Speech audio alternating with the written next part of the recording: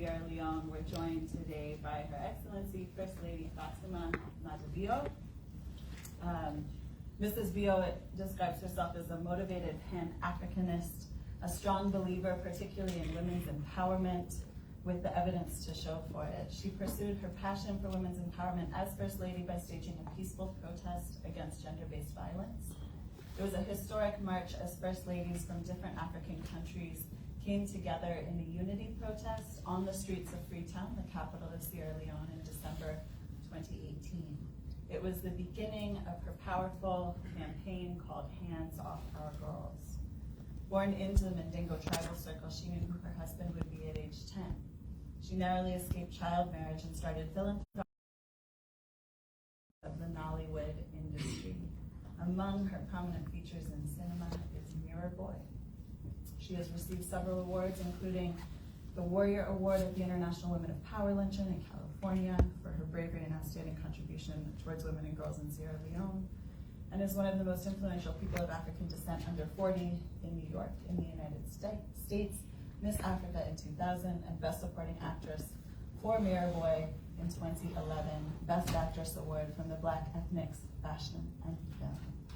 Please join me in welcoming the First Lady.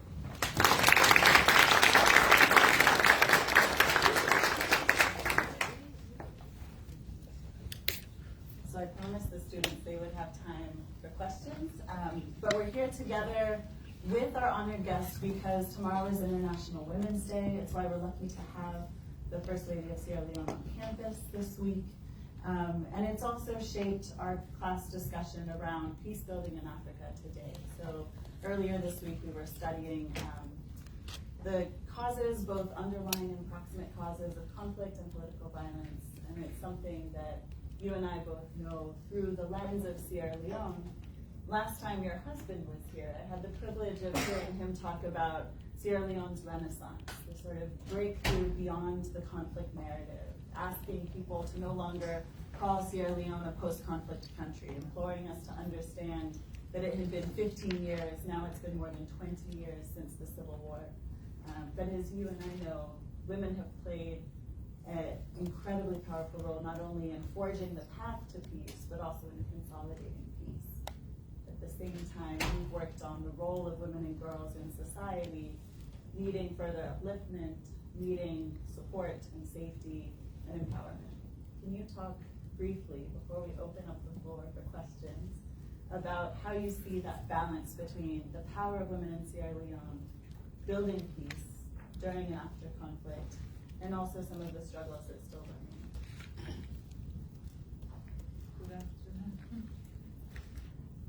Good afternoon again.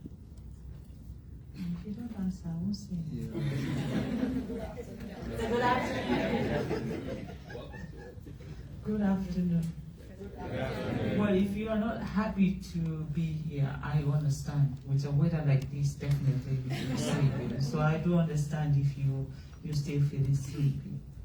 Because I am really tired. I want to sleep right now. But it's an honor to be here. It's an honor to be in front of you people from diverse, culture, different continent, different religion. Do we have any Muslims here? Are we looking forward to Ramadan? Are we going to be fasting? Proper fast? Not the one that you come out and say, I am fasting, and then when you go inside, you eat and wipe your mouth. I used to do that when I was a little girl. I would pretend as if I'm fasting, and then, when it's time to hold ablution, you have to wash your mouth, right? And as a woman, you feel me, right? You know what I'm talking about, right? And the water just go in and nothing comes out, right? So anyway, it's Ramadan. Assalamu alaikum, my sisters and brothers. And in Christianity, because really when we have the best religious tolerance, we are one of the, I think number one in the world when it comes to religious tolerance, because you won't find anywhere in the world where the president is a Catholic Christian and the First Lady is a fervent Muslim. You can only find that in Sierra Leone. So you see how special and different we are. And that's the reason when I have the opportunity to talk to diverse community, I'm very humble and very happy, because I know I'm going to be learning so much from you people. I didn't fly 3 continents to come to Harvard just to be the one doing the talking. I am here for you to talk, so that I'll take from you and go back to my people and say my journey was not a wasted one, because I've learned so much in the few days that I've spent in the most prestigious university in the world. But we're talking about peace. Now, how do we measure peace? How do you measure peace in a country where women are not free? How do you measure peace in a continent where women are seen as product? How do you measure peace in a continent where every time you hear the sound of gun, the next thing the men are thinking about is how many women they're going to rape before they stop shooting? Now, how do we measure that peace? It's a question that I believe I'm going to leave here in Harvard. And hopefully the next time I come, I'll have an opportunity to get as many answers in a diverse way from every one of you. We cannot have a continent that is so starved of development. And we know that's what Africa is. We are rich in every minerals in the world, and yet still we beg for everything. That is what our continent is. And with that, do we actually have peace?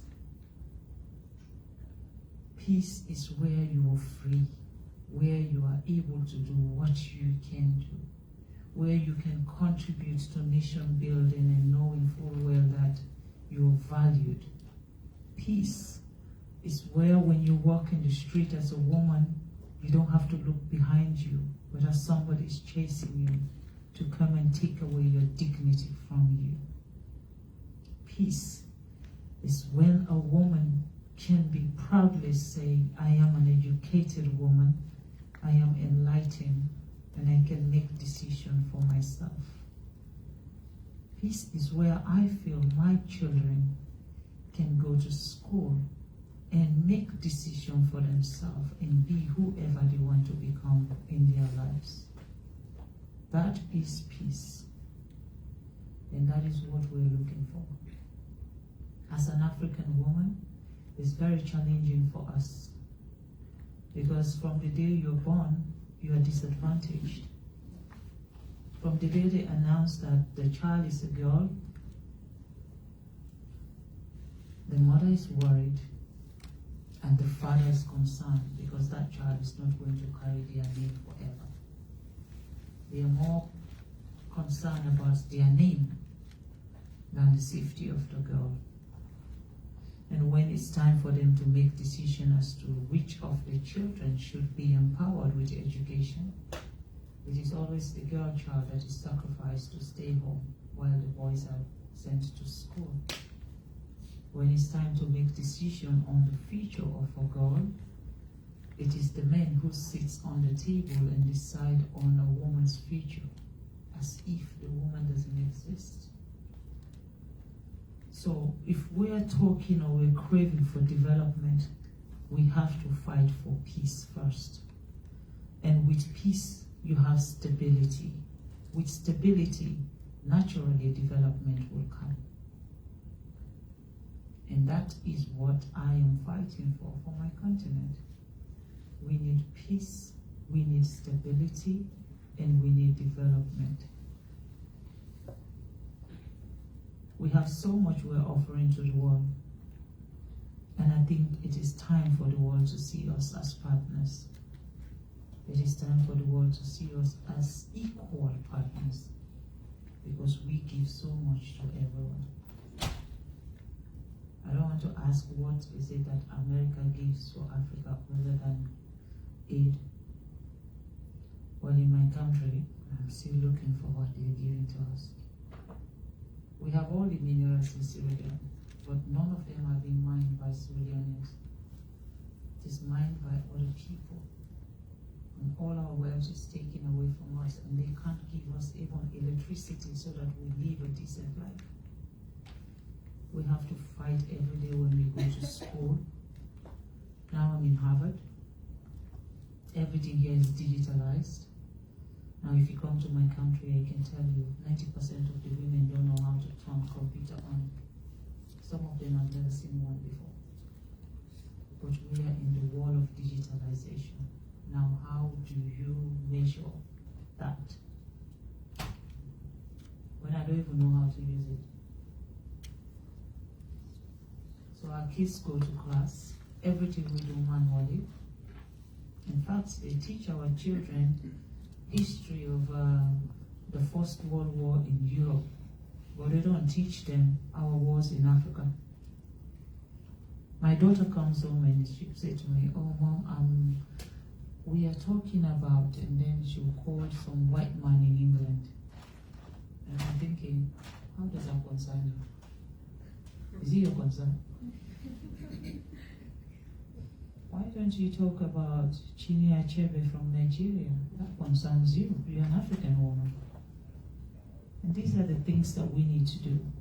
I was talking to one of your students here in Harvard this morning, and I asked him a question. He's from Sierra Leone. He said, "My mother is from Sierra Leone, and my father is from Sierra Leone." I said, "Which part of Sierra Leone?" And he said, "I don't know." I said, "So where are you from?" He said, "I'm from Boston." And I wanted to say, can you look at your color very well and then tell me where you're from and not sound racist? We have to know where we come from. And the mistake we do is that we come to this part of the world. We have our children. We don't tell them where they come from. And there's going to be a time when they will want to go back home. Because no matter what you do, an African is an African. And they will go back home one day. So it's our duty to educate our children. My children are born in the United Kingdom. But I tell them every day, you only carry a passport. You're an African. Because no matter what, even as today, when you give your British passport, they will ask you, where are you from? If they themselves are not convinced yet that we are British citizens, they will still ask you, where are you from? Oh no, I said originally. Where are you from? Originally, I'm from London. Oh no, I mean, where are you actually from? Well, I'm from Chatham Street in London. Okay, where is your father from? Oh, now you're talking. You're asking me about my father. Wait till you see my father and ask him, where is he from? So I'm saying to you, peace doesn't mean you have to fight war before you acquire peace. In Sierra Leone, the moment you say Sierra Leone, you Google Sierra Leone, something comes up. Blood diamond. We haven't had a war for the last 20 plus years. There's nothing called war in our country. And I can tell you, we don't have a diamond that is red. Because blood is red. And if you call our diamonds blood diamond, a movie that they did that has not a single Sierra Leonean cast in it. It was not filmed in Sierra Leone, but that movie has been one of our worst nightmares because of the title Blood Diamond. That makes us look like we are savages, we kill ourselves, we just hurt ourselves, and that's what we do in Sierra Leone, as if we are barbaric. We still don't know what is going on. And we have moved on from that narrative. Today we have a president who is not only a he for she, but he is a cheerleader for the success of women in Africa. Today, I can proudly say to you all, Sierra Leone is one of the only countries that has signed the GIWI Act, which is the Women Empowerment Act that gives a woman 30% right on all elective and appointed position in governance. Sierra Leone is the only, or one of the only African country who can be proud to say we have changed the narrative when it comes to rape issues in our country. Before now, when you rape a child, the maximum sentence you will have is 2 years. And you will serve that sentence if you come from a very poor background. If you are not from a poor background, you will be serving your sentence in your house, but your name is in prison. Today, even if you are the son of the president, if you rape a woman, you'll be locked up in prison for minimum 15 years. If you kill somebody during that, your excitement of sex, and you call it rape, you'll be going to prison for life. We are the only African country that has introduced the radical inclusion. And what is radical inclusion? It means that girls who are pregnant can remain in school, can finish their education. Now, when a girl is pregnant, did she pregnate herself? So why will a boy who pregnant a girl be allowed to be in school, but then we will victimize a girl not to be in school? We said no. Our president said, when a girl is pregnant and they're still able to go to school, we will force them to be in school so that they don't miss out on anything. We have the highest GDP spent on our education system today. 22% of our national GDP spent on education. In Sierra Leone today, as you have a lot of Sierra Leoneans here in Harvard, it is a place that we call the new heaven for women. Women empowerment, women's liberty, and women's freedom. We are now trying to get the whole of our continent to see us as a model and to understand that it can be done. We are not going to wait for any part of the world to come and show us how it is done, because let it be our own narrative. It is an African issue. Let Africans solve their own problem. And when I come here and I talk about these things, people will think that this woman is racist. No, I'm not racist. If America wants to solve America's problem, we have to give them the support to solve America's problem, because that is what they are there for. And if Africa wants to solve Africa's problem, we should be able to support Africa to solve their own problem, because I know what my problem is. You won't know my problem unless I tell you what my problem is. So today, as we are navigating our safety, as we are here talking about peace and stability and development for not only Africa, but the whole of the world, we're celebrating a week and a month long of women, International Women's Day. And in that International Women's Day, we're talking about gender equality. And I'm still trying to define what is gender equality and which of the gender are we talking about. Because it is high time we actually know which gender we've been fighting for. Because the one that involves women, unfortunately, has not had premium from the day the title gender equality was coined. So I would love to hear from Harvard, as all of you are leaders in your own way. You're going to be going back to serve your people. You're going to be going to change narratives and to change lives and touch lives. You're going to be the leaders of tomorrow. how do you think? By coming through such a prestigious university and having such a diverse community and learning from so many people here, how do you think you can now go back to your different world and implement in a positive way? And through your own implementation, Africa will be considered as partner. That is what I'm here to learn. So don't expect me to come and just be the one doing all the talking, because you have to give me something to take back home.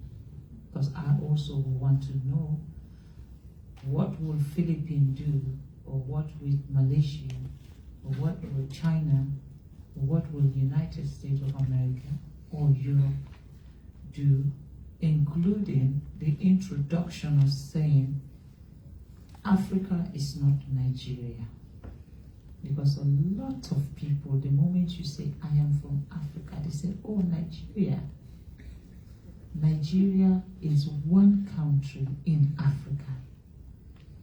We have 54 other countries, and Sierra Leone is part of that 54.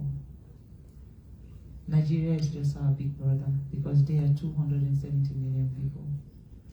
And in Sierra Leone, we are 8 million people. So one street in Nigeria is the population of Sierra Leone. So they are our big brothers. But honestly, I would really want to know from you, what is your own take when we talk about peace building in Africa? Now, America is one bright example. They've gone through their own, but at least today, they are the world superpower.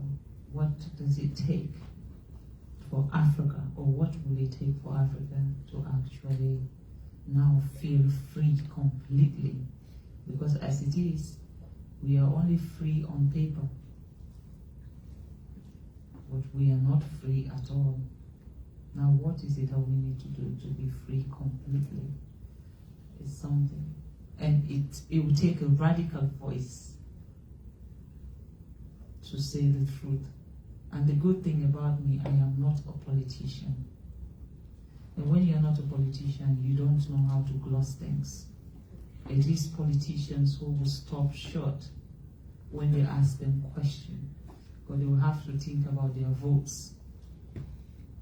No one is going to vote for me. They voted for my husband. They got one, they buy one, and they got one free. So they voted for him, not me. So when I speak for my people, because I'm not a politician. And I speak from my heart because I believe in what I'm saying. So I would really love to hear from your class. What is it, or how they see or perceive what peace means to them? Right, so we have about 5 more minutes of the First Lady's time. Okay. But I think it's fair that you've opened it to the floor. So we'll take a few comments together, and please answer the First Lady's question. I will want to give to him because his name sounds so much like my daughter. I'm sorry. And my daughter is Amina, and yours is Amin, yeah? Yeah. So just for that. Yeah, so I might not have the answers to your question, but I have a question for you. So I'm from Morocco, and just like me, my sister was born in Morocco, raised in Morocco, but she lives today in France. She would like to go back, but she would give up so many of her rights if she decided to go back to Morocco, you know, like as you depicted. So my question is, what would you say to her to convince her to go back and change things in Morocco? She can't stay away forever. If she doesn't go back, nothing changes. It stays the same. I come from a very typical Muslim family, where a girl should not speak, not even to your brothers. But I've dared to change that narrative because I am my own person. It is the sacrifice you will have to make, and be prepared for whatever it is that will come out of it.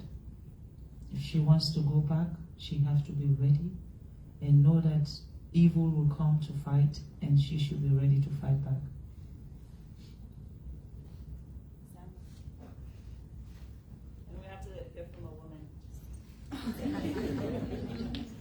Thank you very much, Your Excellency, and thanks for your boldness in sharing your ideas. Just in response to your question you posed to us, I've also been part of movements to get legislation passed in Nigeria when it comes to women's rights. But I think what we find most times is that these things remain on the books of the law. I'll give example. Fantastic. We have Sierra Leone now has the Gibi Act, which has been signed, but we know in the last election we still did not meet that target of 30%. Yeah, the target of 30% was we have 38%. Oh, okay. My brother. Data must be wrong then. We Fantastic. have Okay. and we don't even want to say it because we don't want the men to know. Interesting. Fantastic. Okay, that's good. That's good.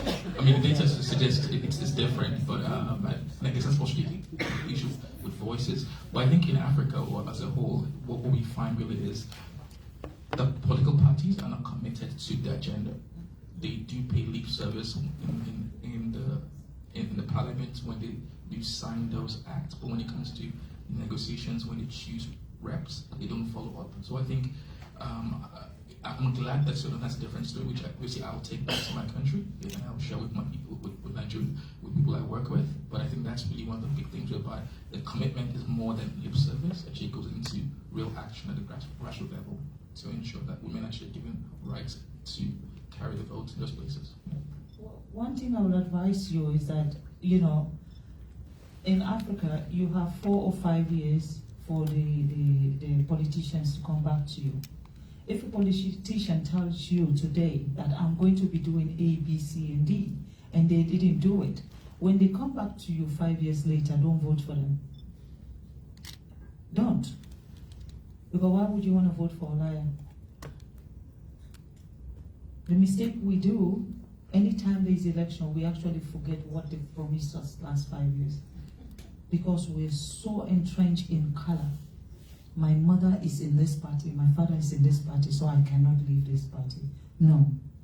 I will only support a political party that is genuinely changing lives and touching lives and that I believe in. I'm not supporting a political party because my father and my mother is in that party or the other founding member of that party. That is what we should be doing in Africa. Okay, let's take 2 more back to back so we can respect the first lady stands. All right, Mariam. Can I challenge you up on that? Because I think that when you said it, it sounds really great, but I'm just curious, how easy is that in reality? What if we don't have these kind of politicians that, like, I guess the variety, right? Because in many of the contexts, you have very few politicians, maybe 1 or 2, and this is your only choice, basically. So you have no other options than to choose. So it's either the bad or the worst, in a sense. So I agree with what you're saying, but I think that in many of the African contexts, this is not the reality that we have. We don't have many options to choose. The reality is you are an option. We are so terrified to put ourselves forward because when it comes to somebody choosing, not everybody are willing to be the one in front. And unless you are there to change the narrative, you are going to continue to just choose from the options that you have. African women should believe that they are also able to. We need to understand that leadership, there's no prescription that says it's only men that should lead. We are so fearful to be in the front because you're worried they're going to insult your mother, they're going to insult your father. No, I don't want to be there. But then we are the one who complain the most. The men, they go in front there because they already understand that space. And that space belongs to all of us. So if you're there, you'll be able to change the narrative. Hi, thank you for being here with us today. My question has to do, and maybe this is kind of an answer to your question potentially, but how can you leverage first ladies across the region or just women across the region rather than within Sierra Leone itself to kind of further these goals and ambitions for like women's empowerment across the continent, but also across the region? What are some efforts that can like help move that forward, if that makes sense? Well, sometimes when I say that's how that we're looking for disciples, it's a movement. A lone voice cannot have this solution. Working in isolation cannot give you the desired result you want. So that's why we look for coalition, we look for partnership, and we go out there and look for like-minded people so that our message is not coming from one side of the continent but coming from every part.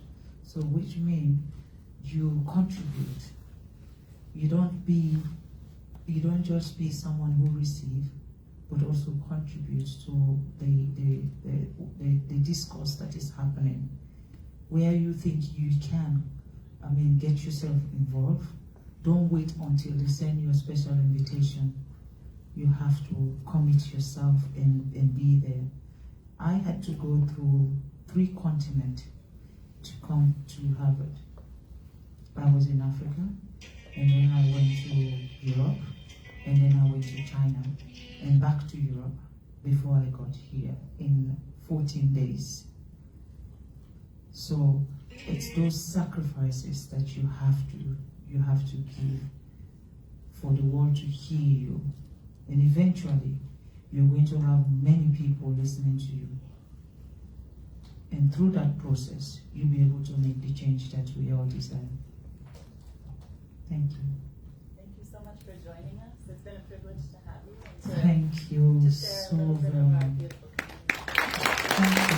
Thank you. I'm grateful.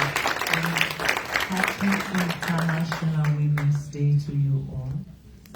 And as you turn to the man next to you and said, I would love to be your ally, please tell the guys. Because what we're doing, we can only succeed if the men are with us. So, a man should be our allies. Please, we don't want to compete with you anymore. Competition is not working. Just be our allies and see us as partners. Okay? God bless you all. Thank you.